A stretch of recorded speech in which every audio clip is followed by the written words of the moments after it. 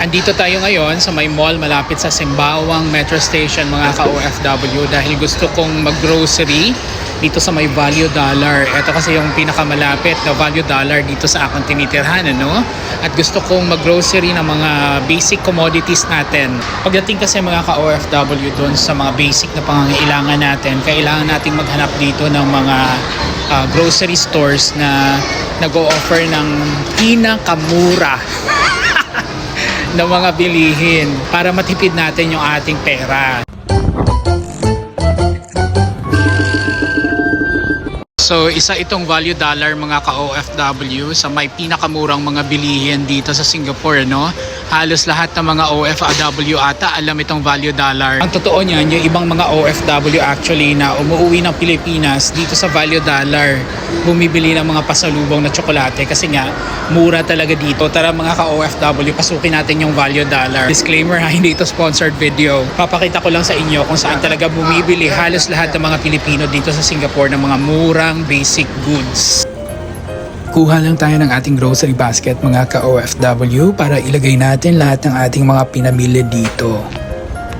Pagpasok mo dito sa Value Dollar, no, makikita mo na kaagad yung mga naglalakihang presyo. Ayan, yung mga murang presyo dito ng tsokolate. Ayan, merong $1.50, $1.25. Ito nasa 4 pieces, $2. Eto ding mga tsokolate na to mga ka-OFW at iba pang mga sweet goods ay nako, napakamura. Kasi nga hindi ba tayo mga Pilipino, hindi talaga nawawala ang tsokolate sa ating mga pasalubong. Eto ang una nating bibilhin mga ka-OFW dahil miss na miss ko na itong dingdong, nasa 95 cents lang yan.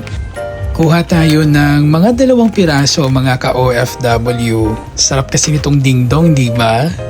At eto pa mga ka-OFW, iba't ibang klase ng chichirya. Nako, mas mura dito sa Value Dollar compared sa fair price. Kaunting lakad pa tayo mga ka-OFW at makikita na natin ang isa sa ating paboritong bilhin bilang OFW.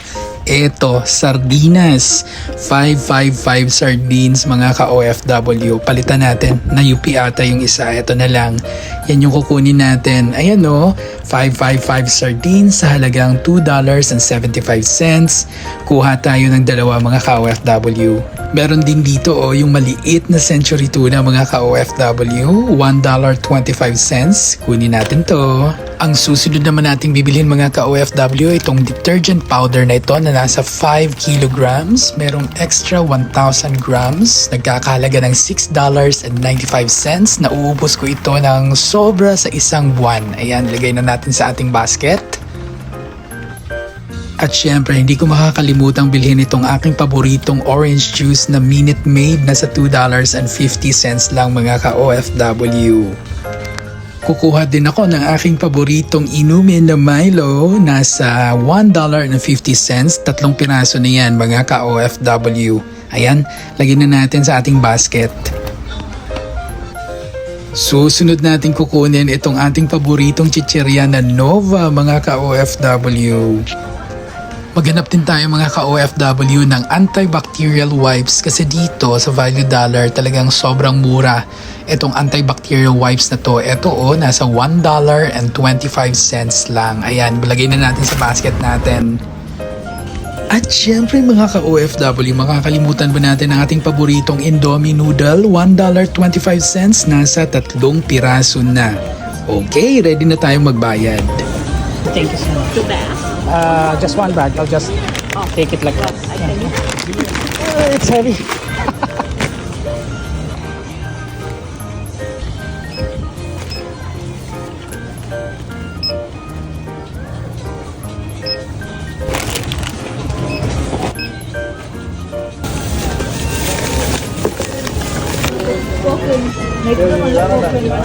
So eto lahat yung nabili natin mga ka-OFW, nasa $23.50.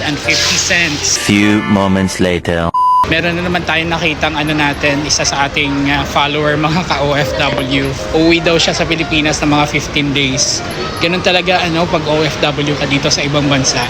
Hindi mo talaga malubos-lubos minsan yung bakasyon mo. Minsan 10 araw, minsan 15 days. Yung 1 month, na yun, parang luxury na talaga yun Kasi Minsan talaga mahirap din humingi ng isang buwan na bakasyon sa mga bosses natin. Pero ganun talaga ang buhay OFW. Anyway mga ka-OFW, see you next time sa ating susunod na video. Sana naman kaya tayo pupunta.